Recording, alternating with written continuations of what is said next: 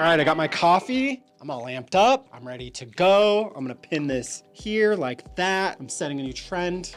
Put your mic on your coffee mug. Okay, let's go. So the title of the video today, can Trump scare rates down? So how do you get mortgage rates to come down? Well, it's actually quite simple and also very complicated, but the simple version is we need markets to basically show weakness and growth. So our new buddy Elon and his new title, Doge, needs to be perceived as effective in order for markets to show real concern. But let's get real. The quickest way to get rates down is to create a massive amount of uncertainty. And one way to create uncertainty is using, I don't know, tariffs. Now, if you know a little bit about the economy, you might be thinking, wait, aren't tariffs inflationary in nature? And yes, you'd be right. However, in the short term, tariffs can slow growth, causing investors to pause, vacate the stock market, and move themselves into the bond market. When that happens, bond yields fall, which gives the Fed the green light to lower rates even more, which thus drives yields down farther for bonds, creating a nice, stable, fun mortgage rate market. So while tariffs typically push inflation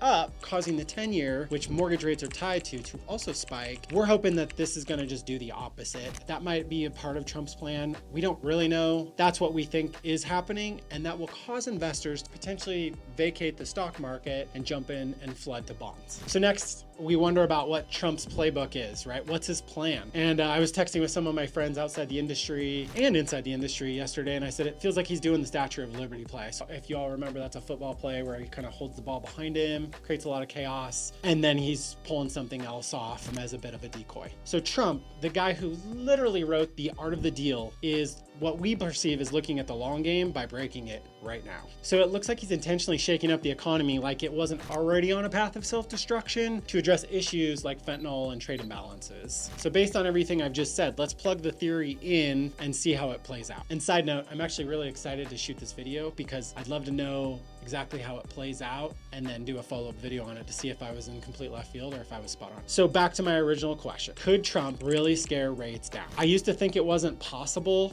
but let's talk it through anyways. So to answer this question, we have to look at the data, unemployment, inflation, and all the other economic factors, as well as the Trump tsunami, as I heard on a podcast just this morning, or the mess that he's making in order to break the whole system and clean it back up and build it back better. So the data does tell a story. Since the pandemic, we've seen insane inflation and record historic low unemployment. The Fed, trying to stimulate the post-COVID economy, dropped rates to near zero and left them there for way too long. Does anyone remember the infamous inflation is transitory term? Yeah, that did not age well. So let's briefly go over year by year quickly what happened with the Fed. So in 2022, the Fed realizes its mistake, scrambles, and raising rates about 7 times from 0 to 4.5%. In 2023, thinking the economy is cooling, they ease up, only 4 hikes this time, landing at 5.5%. 2024, we're truly starting to feel some cooling, we're starting to feel some pain. The Fed pauses and even cuts rates slightly to 4.5%. And then in 2025, we've been fairly flat. The Fed is incredibly hesitant.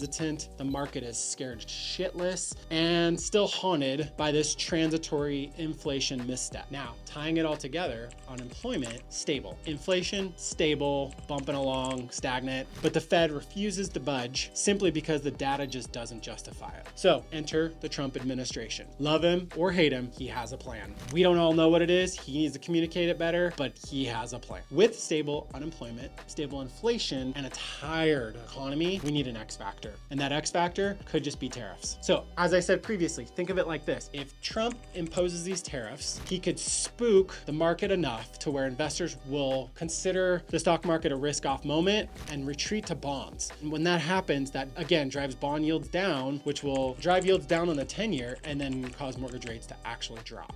Now, if that happens, the Fed, seeing the market shift, seeing the economy shift, and everyone retreating to bonds, is actually going to jump in and start lowering their rate, which is going to further drive yields down farther, which is going to create a great mortgage environment. However, the economy is going to be suffering as a result of it. So we've got risk versus reward. A buddy of mine calls this short-term pain for long-term gain. He argues that the real problem isn't rates. It's that we're printing too much money, which is the biggest inflation driver we have. Another friend of mine believes that the reduction in federal jobs will actually push the private sector up, and that would actually stimulate the economy. Personally, it feels reckless and risky if it doesn't work. If it does work, well, people are still gonna hate him.